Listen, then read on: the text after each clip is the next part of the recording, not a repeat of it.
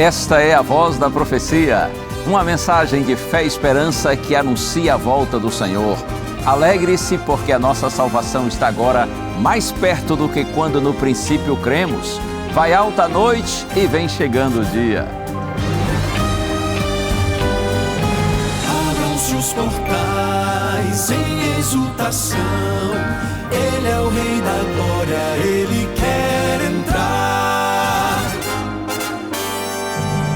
Hoje em sua vida, em seu coração, falta pouco tempo, só um pouco mais. Ele deve virar, deve virar, deve virar, deve virar. Deve Jesus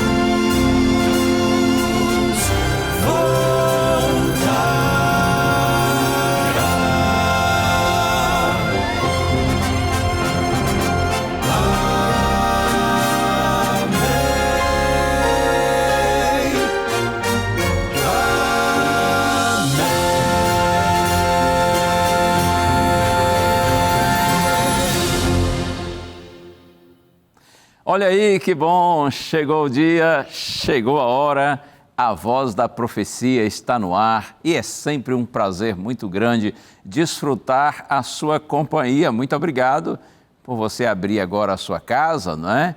Ou quem sabe aí o seu ambiente de trabalho, não sei onde você está, mas muito obrigado por você permitir estar com você nessa hora.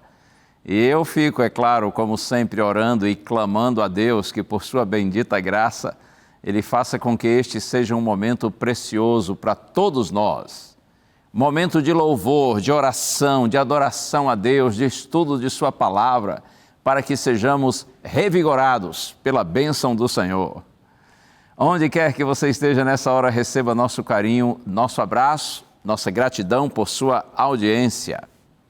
E olha, eu tenho aqui um presente muito especial que eu quero lhe oferecer.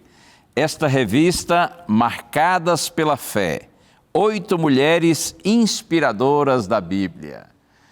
Se você já se emocionou com as histórias da Bíblia, prepare-se para se inspirar ainda mais com a revista Esperança, Marcadas pela Fé.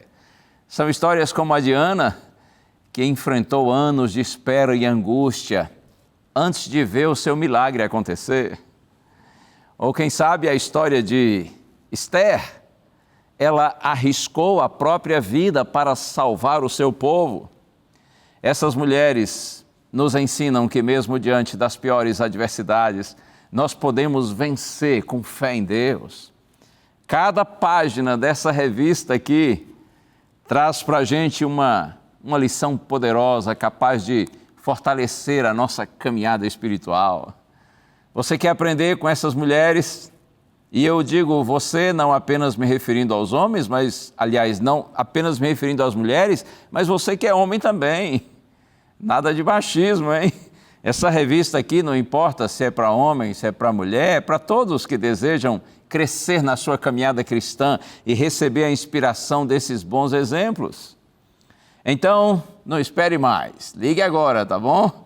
Peça gratuitamente a sua revista Esperança Marcadas pela Fé e comece essa sua jornada de inspiração e de transformação.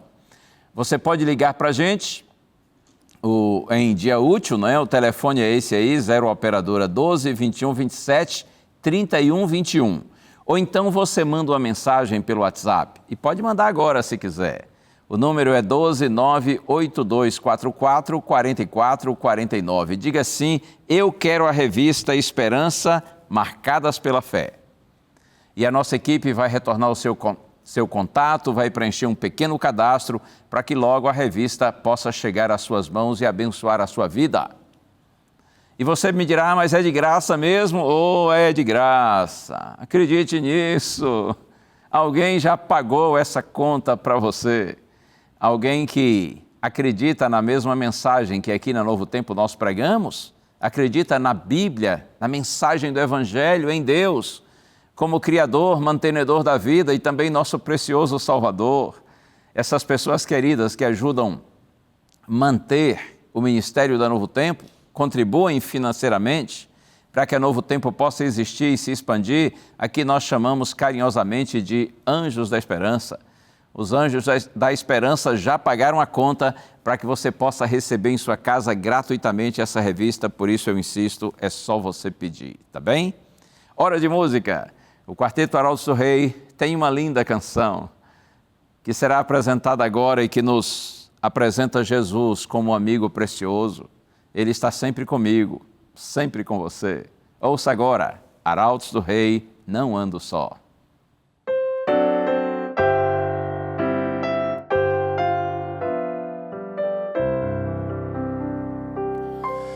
Não ando só, pois Cristo me acompanha por toda parte, aonde quer que eu for.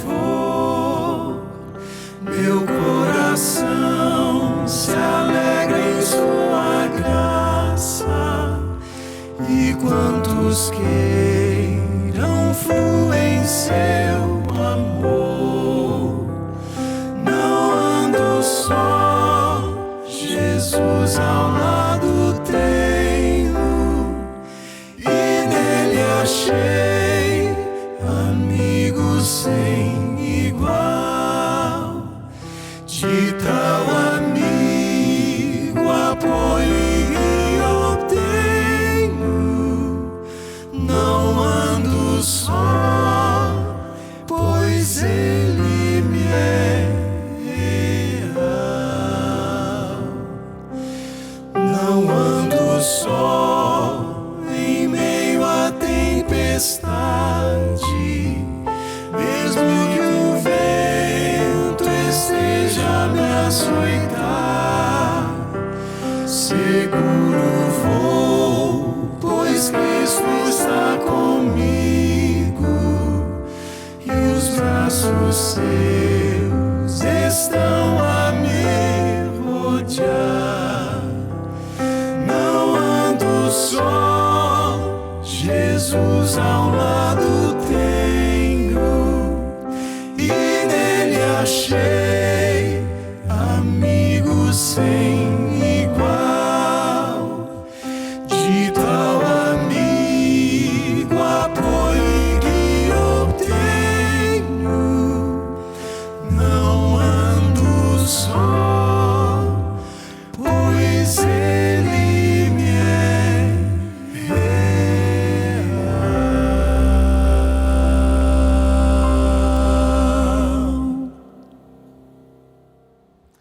Maravilha saber que no meio das lutas, durezas e incertezas dessa vida, nós temos um amigo fiel.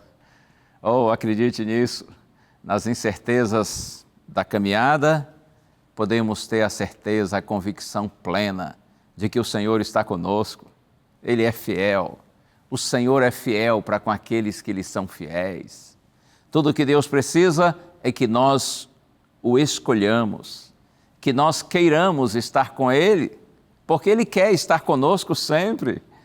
Quando o ser humano decide fazer de Jesus seu amigo, o Senhor está pronto para viver intensamente essa amizade conosco. Bendito seja o nome do Senhor.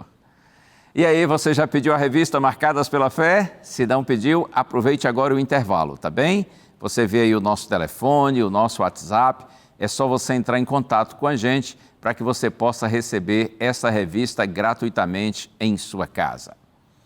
Vamos agora para um rápido intervalo e na sequência eu volto para nós seguirmos com a série Gente como a Gente. Já viu o tema de hoje aí? Olhos abertos para o mundo. História de quem? Eu já lhe conto. Fica aí.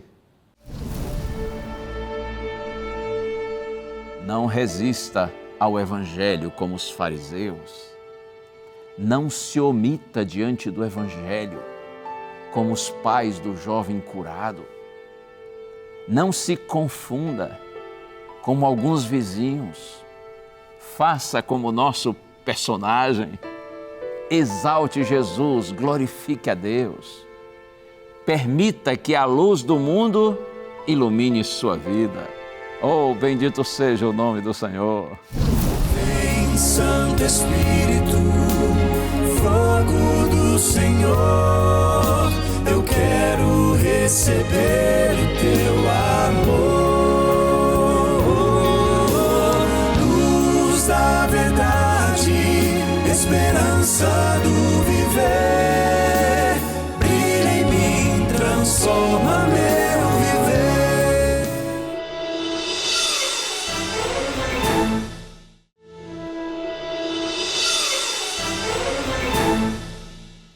Este é o seu programa A Voz da Profecia. Você está aqui na TV Novo Tempo, o canal da esperança, e é sempre uma alegria, um prazer estar contigo, e especialmente nessa hora, quando eu tenho a oportunidade de abrir a Santa Bíblia e refletir no tema com você. Espero que essa mensagem, apesar de simples, possa ser significativa para a sua vida cristã, para a sua vida espiritual. Vamos orar juntos? Pense em Deus comigo. Pai querido, chegou a hora de abrir Tua palavra e estudá-la, e eu te peço, Senhor, por Tua bondade, ilumina-me, ajuda-me, Senhor. Tu sabes o quanto preciso da Tua bênção para que eu apresente Tua palavra de maneira clara, e seja tudo segundo a Tua vontade, e seja tudo para a glória do Teu nome, porque Tu és bendito. Humildemente pedimos, Senhor, sabedoria para apresentar e para compreender a Tua mensagem. Oramos em nome de Jesus. Amém. Amém e amém. O nosso personagem de hoje, em realidade, o nome dele não é mencionado na Bíblia. Poderia dizer que é um personagem anônimo. Ele era cego, tornou-se um mendigo, um esmoler, mas teve a bênção, a grande bênção, de ser curado por Jesus. E veja que interessante, depois que ele é curado por Cristo, esse homem que era cego e mendigo, ele se revela um ótimo pregador, uma vibrante testemunha e um verdadeiro adorador do Senhor. Os milagres feitos pelo Senhor Jesus supriam necessidades humanas, mas também provavam que Jesus era o Messias. E esses milagres também, é lógico, transmitiam grandes verdades espirituais. Nesse caso, da cura do cego de nascença, o maior milagre, eu diria assim, não foi abrir os seus olhos para o mundo, mas abrir o seu coração, o seu entendimento para receber o Salvador, a luz do mundo. Antes de encontrar o cego e curá-lo, se você verificar aqui no Evangelho escrito por João, no capítulo 8, verso 12, Jesus diz assim: eu sou a luz do mundo. Quem me segue não andará em trevas, pelo contrário, terá a luz da vida. Veja, Cristo se apresenta como a luz do mundo. Eu sou a luz do mundo. Quem me segue não vai andar em trevas, não vai andar na escuridão, pelo contrário, terá a luz da vida. E eu não tenho dúvida de que o discípulo que ouviu e registrou essa declaração do Mestre, João, ele estava tão convicto em relação ao fato de que Jesus era, é e para sempre será Deus, e como Deus é a grande luz do mundo, que João resolveu já no início do seu livro, e eu estou citando agora o Evangelho de João, capítulo 1, nos versos 4 e 9, João já começa assim o capítulo 1 dizendo: a vida estava nele, referindo-se a Cristo, obviamente, e a vida era a luz dos homens. A verdadeira luz que vinda ao mundo ilumina toda a humanidade. A luz sempre foi um símbolo da presença de Deus. Na palavra criada no princípio, a luz brilha das trevas. A luz estava também na coluna de nuvem de dia e na coluna de fogo à noite, guiando o povo de Deus pelo deserto, Durante o Êxodo, quando os descendentes de Abraão, os israelitas, saem do Egito para a região de Canaã, a luz também indicava a presença majestosa do Senhor no Monte Sinai, quando a santa lei de Deus foi entregue. Quando o Senhor desceu e o templo de Salomão se iluminou ao ser dedicado, a luz brilhou nas colinas de Belém, quando anjos anunciaram aos pastores o nascimento do Salvador. Deus é luz. E veja, Jesus procurou demonstrar isso de uma forma concreta, de uma forma prática. Quer ver? Vamos agora a João capítulo 9. Esse aqui é o nosso texto principal da reflexão de hoje e da próxima semana. Eu disse Evangelho de João capítulo 9, leio inicialmente os versos 1 a 5. Na minha Bíblia está escrito assim: Enquanto Jesus caminhava, viu um homem cego de nascença. E os seus discípulos perguntaram: Mestre, quem pecou para que este homem nascesse cego? Ele ou os pais dele? Jesus respondeu: Nem ele pecou, nem os pais dele, mas isso aconteceu para que nele se manifestem as obras de Deus. É necessário que façamos as obras daquele que me enviou enquanto é dia. A noite vem quando ninguém pode trabalhar. Enquanto estou no mundo, sou a luz do mundo. Interessante. Os discípulos veem um homem cego de nascença e a pergunta é essa: Mestre, quem pecou? Ele pecou ou os pais dele para que nascesse cego?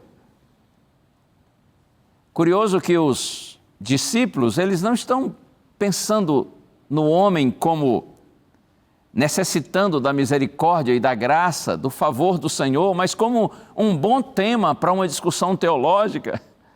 E olha aqui, eles estavam certos de que aquela cegueira era uma maldição hereditária, um castigo divino por mau procedimento. Nesse caso, certamente estava na mente deles a ideia de que esse mau procedimento foi dos pais, não poderia ter sido do moço, até porque ele era um cego de nascença. Veja, é evidente que todo o sofrimento é resultado da transgressão da lei de Deus, mas o diabo, ele perverteu essa verdade, fazendo com que muitas pessoas creiam que doença e morte são castigos arbitrários enviados por Deus por causa do pecado. O autor do pecado e todas as suas consequências, o diabo, ele tenta levar a humanidade a ver todos os males como procedentes de Deus. E assim aqueles que mais sofriam, eles eram vistos como os maiores pecadores e eles eram tratados com preconceito e com desprezo. Mas como nós vimos aqui no texto, Jesus ele não explicou a causa da aflição do homem, mas disse qual seria o resultado, porque nele seriam manifestadas as obras de Deus. Sabe que essa declaração de Cristo, ela tem sido mal interpretada por algumas pessoas que, assim, imaginam que o texto ensina que uma criança inocente foi acometida de cegueira só para que muitos anos depois Deus pudesse revelar seu grande poder e sua misericórdia. A tradução para o português parece sugerir isso. No entanto, a forma correta da gente entender é assim: Jesus disse, nem este homem pecou, nem seus pais, mas como resultado do seu sofrimento, as obras de Deus serão manifestadas nele. Significa dizer que na providência divina, os sofrimentos infligidos pelo inimigo, eles são revertidos para o nosso bem. Enquanto os discípulos se preocupavam com a questão teológica, Jesus se concentrava no homem e na sua missão. Então Jesus disse essas palavras que eu li: é necessário que façamos as obras daquele que me enviou enquanto é dia. A noite vem quando ninguém pode trabalhar. Enquanto estou no mundo, sou a luz do mundo. como quem diz assim: a minha missão ainda não acabou, eu preciso realizá-la antes de partir. É hora de iluminar alguém, porque foi para isso que eu vim ao mundo. E vamos seguir na leitura. Agora leia os versos 6 e 7. João 9, versos 6 e 7. Depois de dizer isso, Jesus cuspiu na terra, fez lama com a saliva, e com a lama untou os olhos do cego. Então disse ao cego: vá lavar-se no tanque de Siloé. Siloé quer dizer enviado. O cego foi, lavou-se e voltou vendo. Por que será que Jesus decidiu curar o cego dessa forma? A gente não sabe, não é? O que nós sabemos é que, apesar do poder de cura ser o mesmo, Cristo usou diferentes métodos. Talvez para que as pessoas elas não se concentrassem na forma, e sim em quem as curou. Havia uma crença popular de que a saliva adicionada ao barro possuía propriedades curativas. E também uma crença de que as águas do tanque de Siloé eram medicinais. É possível que esse recurso físico tenha sido usado para testar e estimular a fé do homem, ainda que a crença popular, lógico, não fosse comprovada. Mas eu gosto aqui que João faz questão de enfatizar o toque de Cristo, revelando o seu interesse pessoal no homem. A mensagem é: Jesus fez algo em você, por você, para você. Creia! Ele chegou ao ponto de tocar em você, na intenção de ajudá-lo, de socorrê-lo, de curá-lo. Do templo, onde provavelmente o cego se encontrou com Jesus, ou Jesus se encontrou com o cego, do templo até o tanque de Siloé, havia uma distância considerável. E então, o moço vai ou não vai? Atende à orientação de Cristo, busca a cura ou desiste? Eu fico imaginando alguns talvez se aproximando dele, dizendo assim: ei, por que você está assim, com esses olhos sujos de lama? E ele diz: não, é porque um homem chamado Jesus, ele cuspiu na terra, misturou um pouco da saliva dele com a terra, fez assim uma lama, um barro, passou aqui nos meus olhos, mandou eu me lavar no tanque de Siloé, e eu estou indo na direção do tanque, porque eu quero me lavar para ver se eu fico curado. E a pessoa diz assim para ele: deixa de bobeira, você está acreditando numa bobagem dessa?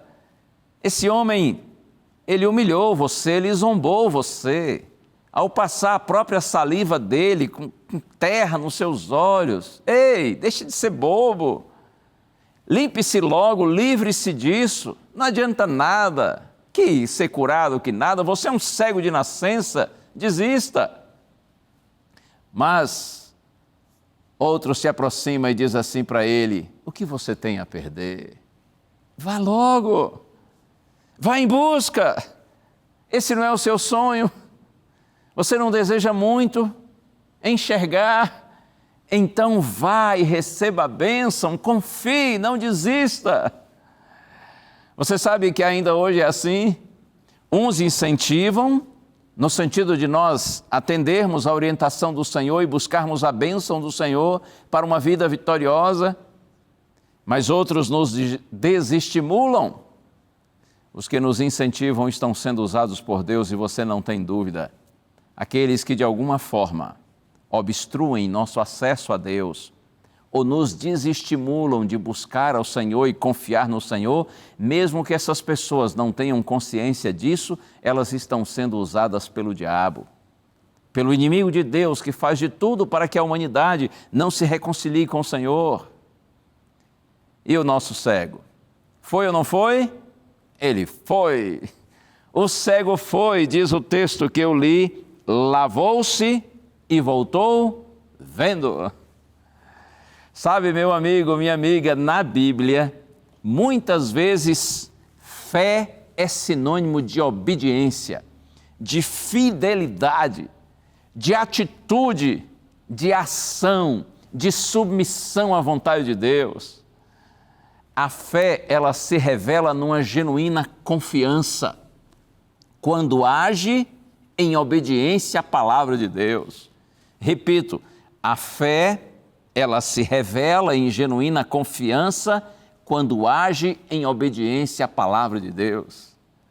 Eu sei que estou falando aqui para muitas pessoas que conhecem a Bíblia, e se você tem estudado a Bíblia e conhece, sabe que na carta aos Hebreus, capítulo 11, esse é um capítulo fabuloso, maravilhoso, são apresentados vários homens e mulheres de Deus do passado que confiaram no Senhor, e a gente costuma chamá-los de heróis da fé.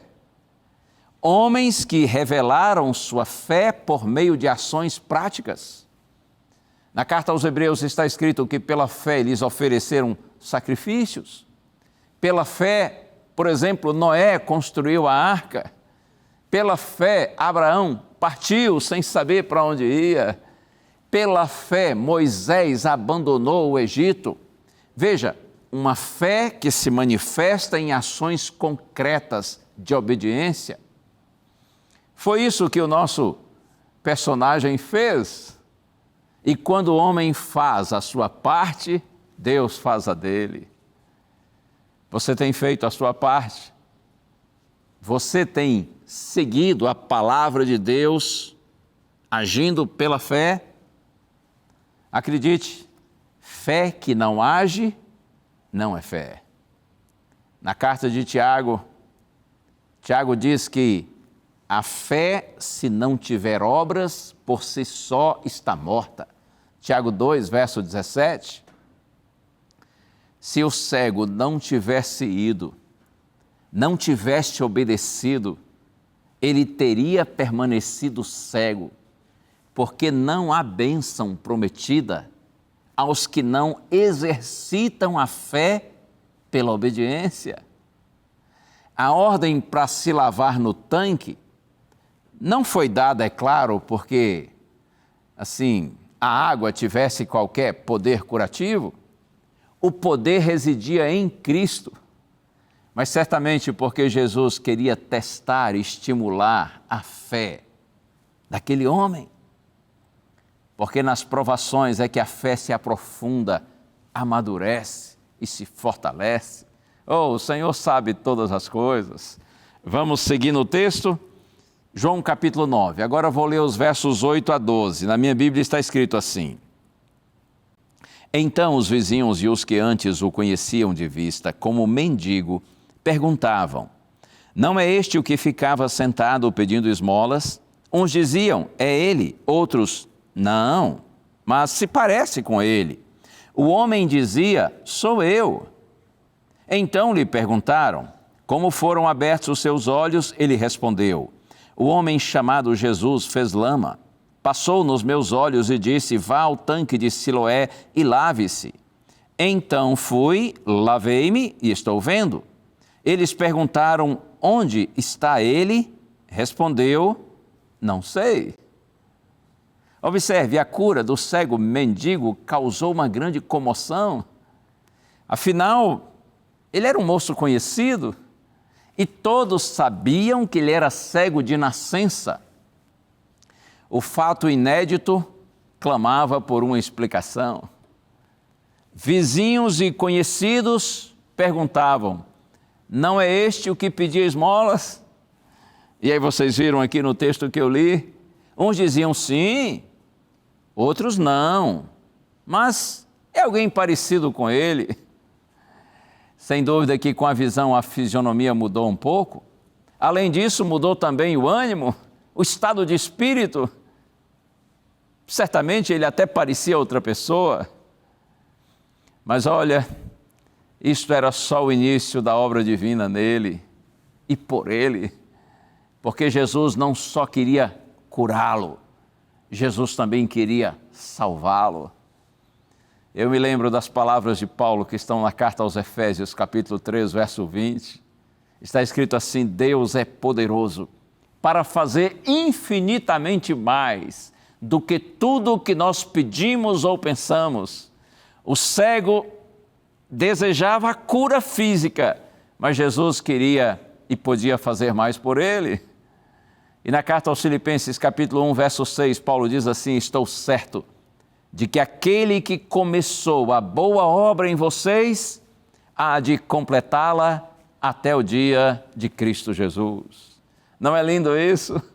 Estou certo de que aquele que começou a boa obra em vocês há de completá-la até o dia de Cristo Jesus. Uns diziam: é ele, outros não, é parecido com ele. E o que o cego dizia? Com alegria, o moço curado dizia: sou eu mesmo. E na sequência aqui do texto, a pergunta de como ele foi curado aparece algumas vezes na narrativa. E sua resposta é simples e é sincera. O homem chamado Jesus, ele fez lama, passou nos meus olhos, mandou eu me lavar. Eu fui, me lavei e agora estou vendo. Veja que esse moço, ele não sabia muito sobre Jesus, mas o que ele sabia, ele disse, porque o seu coração estava cheio de gratidão. Jesus abriu seus olhos e ele agora abria seus lábios para confirmar o milagre. Poderia ter ficado calado, sim. Ele poderia ter se omitido, até porque ele notou que havia muita oposição a Cristo. Porém, ele decidiu testemunhar. Sabe que outro dia, meditando nesse texto bíblico, eu me lembrei de um outro texto que eu gosto muito e, por sinal, já até fiz um sermão aqui na TV, com base nesse verso, nessas palavras. O título da mensagem é Quem vê e ouve, fala. Atos dos Apóstolos, capítulo 4, verso 20. Pedro e João, quando estão sendo ameaçados pelos líderes religiosos, porque eles estão pregando o evangelho, Pedro e João dizem assim: nós não podemos deixar de falar das coisas que vimos e ouvimos. É assim, quem vê e ouve, fala. Aquele moço que foi alvo da bênção do Senhor, ele não se cala. Ele agora está curado. E então ele anuncia, ele fala para todas as pessoas que ele foi abençoado por Jesus, ainda que ele não tivesse conhecimento grande a respeito de Cristo, ainda que o seu conhecimento fosse minúsculo, mas ele estava disposto a testemunhar, porque assim quem vê e ouve, fala. Vamos seguir lendo João capítulo 9, agora a partir do verso 13 até o 17 está escrito: levaram aos fariseus aquele que antes era cego. E era sábado, o dia em que Jesus fez a lama e lhe abriu os olhos. Então os fariseus lhe perguntaram outra vez como podia ver. Ele respondeu: ele pôs lama sobre os meus olhos, lavei-me e estou vendo. Por isso alguns dos fariseus diziam: este homem não é de Deus, porque não guarda o sábado. Mas outros diziam: como pode um homem pecador fazer sinais como estes? E houve divisão entre eles. De novo perguntaram ao cego: o que você diz a respeito dele? Uma vez que ele abriu os olhos, ele respondeu: é um profeta. Um ponto importante aqui que agora você viu nessa questão, nessa história. O milagre foi realizado no dia de sábado. Por isso é que o caso foi levado aos fariseus. Os fariseus eram considerados os guardiões da fé, os representantes do poder religioso. Esses fariseus, eles viviam à procura de provas para incriminar Jesus. E eles acharam nessa ocasião uma oportunidade, uma vez que Jesus curou no sábado, o que era proibido pela forma como eles interpretavam a lei de Deus. Os fariseus aparentavam admirável cuidado pela observância do sábado, contudo, esses mesmos planejavam matar o Filho de Deus. Veja quanta incoerência. Eles faziam de tudo para parecer que Cristo era um pecador, um transgressor da lei e não o Messias. Ao condenarem o Senhor por essa suposta transgressão do quarto mandamento da lei de Deus, os fariseus eles mostravam sua ignorância a respeito da própria lei que eles professavam obedecer.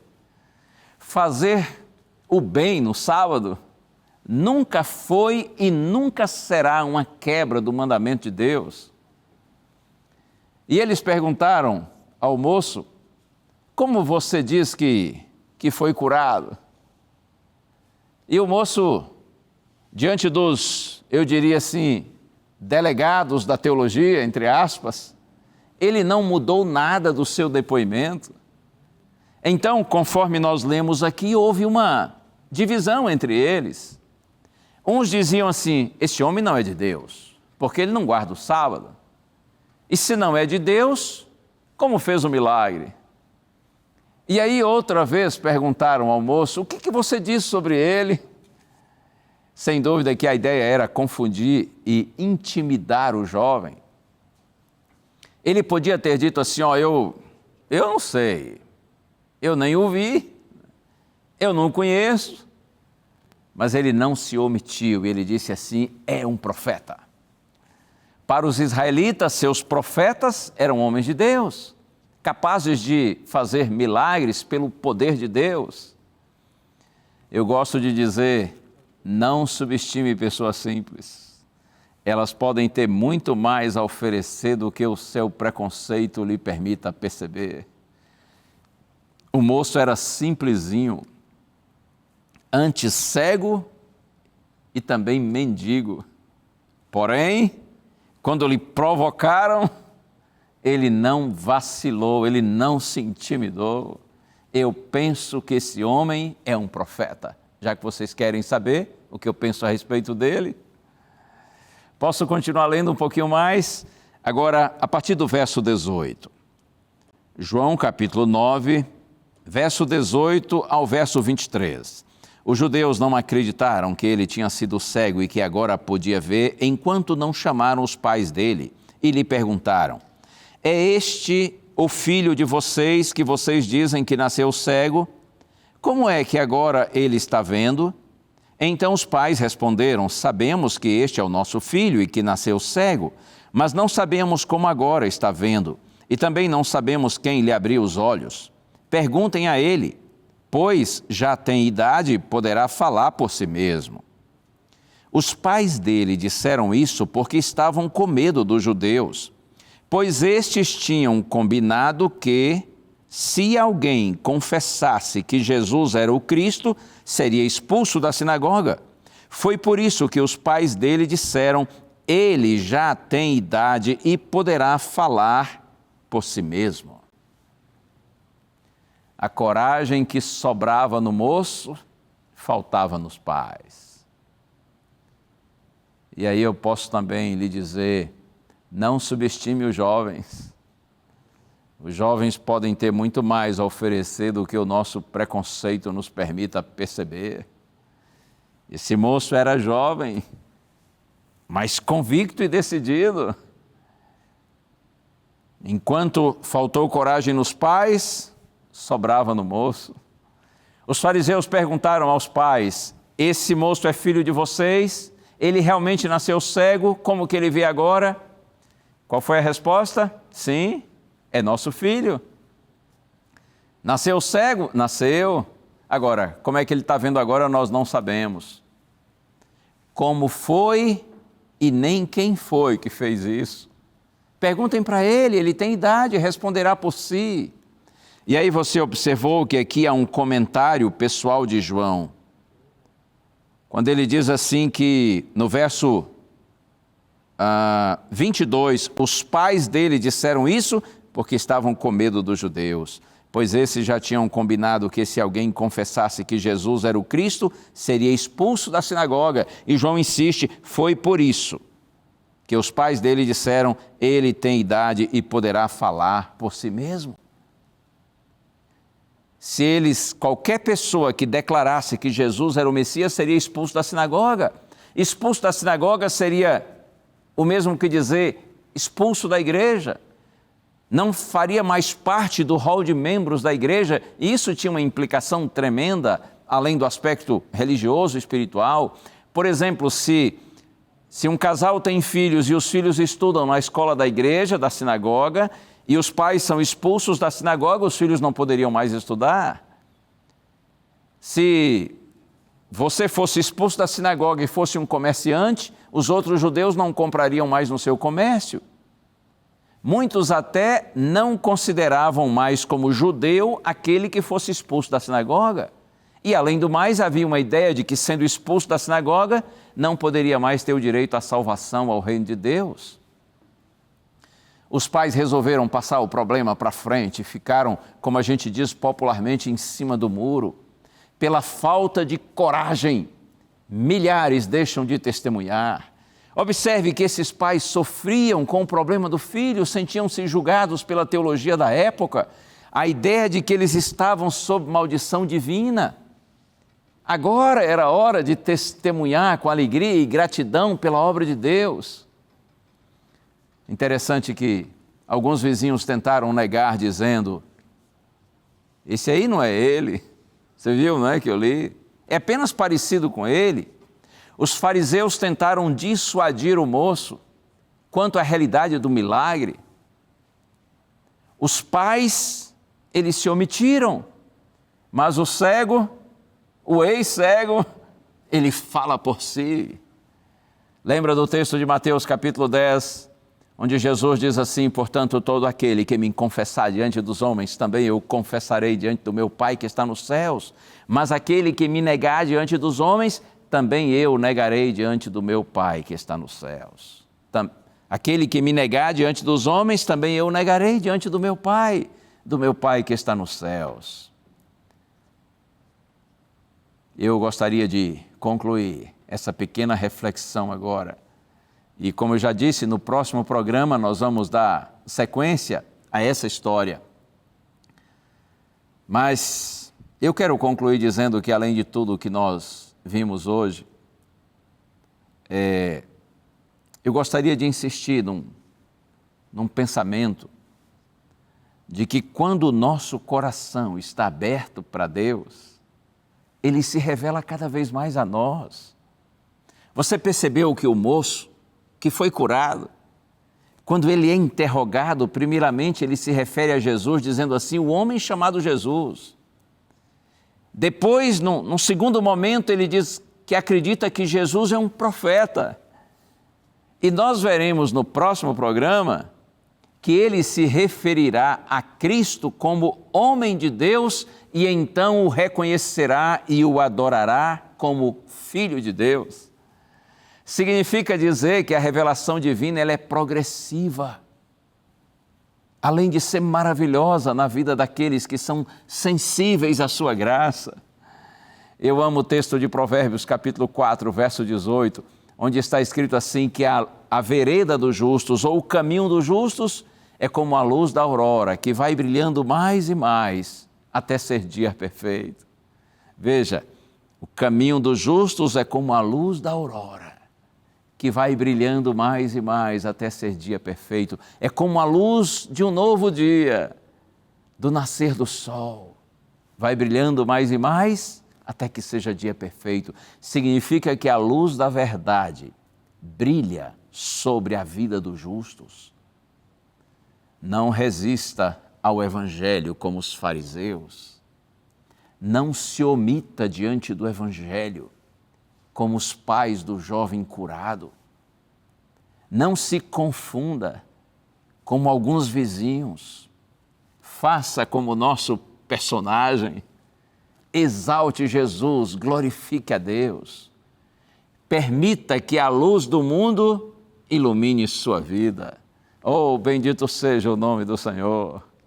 Você vê que, com uma história de um milagre realizado por Cristo, a gente tem tanta coisa a aprender, e essa foi só a primeira parte da nossa reflexão. Como já disse, na próxima semana a gente continua E o melhor está por vir, porque Jesus não queria apenas abrir os olhos daquele moço para o mundo. Jesus queria abrir os olhos dele para Deus. Jesus não queria lhe dar apenas visão física. Jesus queria lhe dar visão espiritual. Porque, como diz Paulo, e eu citei, Efésios 3, verso 20, Deus é capaz, Deus é poderoso para fazer por nós infinitamente mais do que nós pedimos ou mesmo pensamos. Louvado seja o nome do Senhor. É hora de música e o quarteto já está pronto para cantar. Ouça essa canção linda. Essa canção é uma súplica ao Espírito Santo para que Ele venha e nos transforme. Abra nosso coração e nossa mente para que nós conheçamos a Deus e o amemos de todo o nosso coração. Ouça agora, Arautos do Rei, Fogo Divino.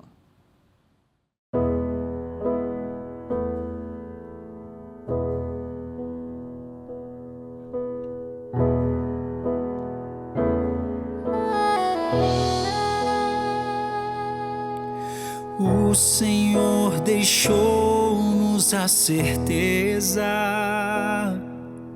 de que um dia em breve vai voltar, e até o dia desse encontro não veremos a face do Senhor. Mas Jesus deixou sua promessa de amor, o Consolador viria para nós. E apesar do sofrimento, toda dor e solidão, Cristo quer morar em nosso coração. Vem, Santo Espírito, fogo do Senhor, eu quero receber o teu amor. Luz da verdade, esperança do viver, brilha em mim, transforma meu viver. Todos nós que cremos em sua vinda, temos que testemunhar do amor, pois somente assim refletiremos o caráter santo do Senhor. Nosso coração necessita de unção para poder mostrar o amor de nosso Pai. Cristo quer falar ao mundo que em breve voltará, que irá erguer a voz e proclamar. Vem, Santo Espírito, fogo do Senhor, eu quero receber o teu amor. Luz da verdade, esperança do viver, brilha em mim, transforma meu viver.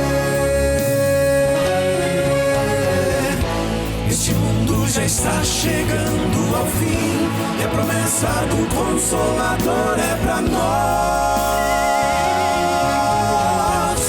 A última igreja, a última chance, a última chama de amor acesa está.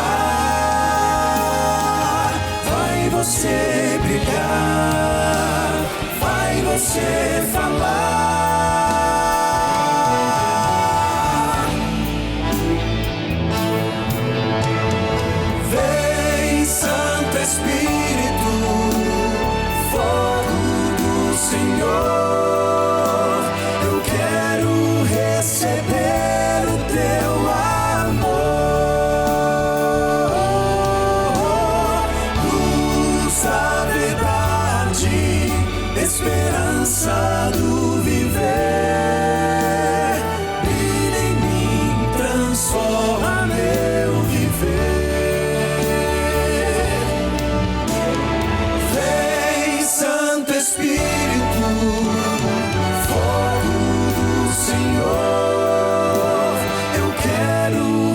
receber o teu amor. Luz da verdade, esperança do viver. Brilha em mim com o teu poder, cumpre em mim o teu querer, até Cristo regressar.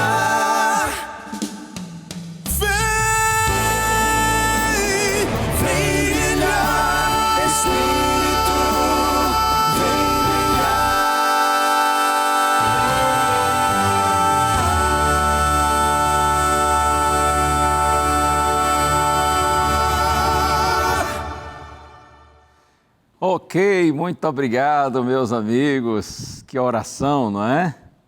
Que prece forte, poderosa, em forma de canção. Deus seja louvado por isso. Acredite, quando você ora assim, clamando pelo Espírito Santo na sua vida, para que Ele venha lhe transformar e lhe capacitar para viver o Evangelho, o Senhor recebe essa sua oração com carinho, com prazer, está pronto a atendê-la.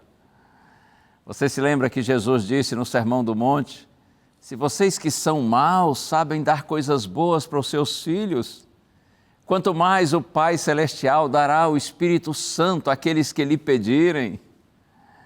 Deus está pronto a conceder esse fogo divino para nos transformar, para nos capacitar a fim de que nós não só recebamos, compreendamos, mas também para que nós vivamos o Evangelho, para que nós não façamos como os fariseus que foram resistentes ao ministério de Cristo, ou como os pais do moço curado que foram omissos, se acovardaram, ou como os vizinhos que se confundiram.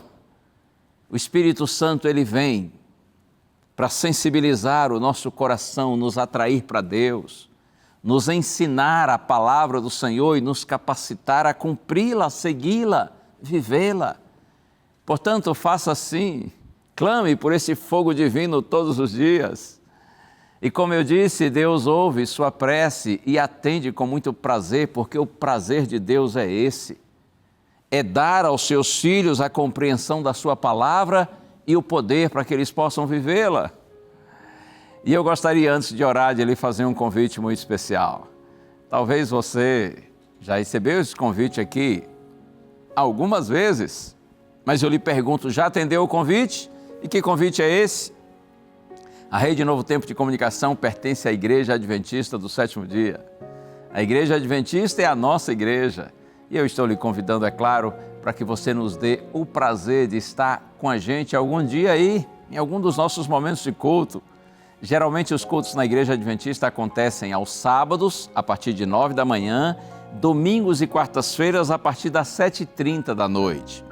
Algumas igrejas têm o culto um pouquinho mais cedo ou um pouquinho mais tarde, mas o horário médio é esse: sábado, 9 da manhã, domingos e quartas-feiras, a partir das 7h30 da noite.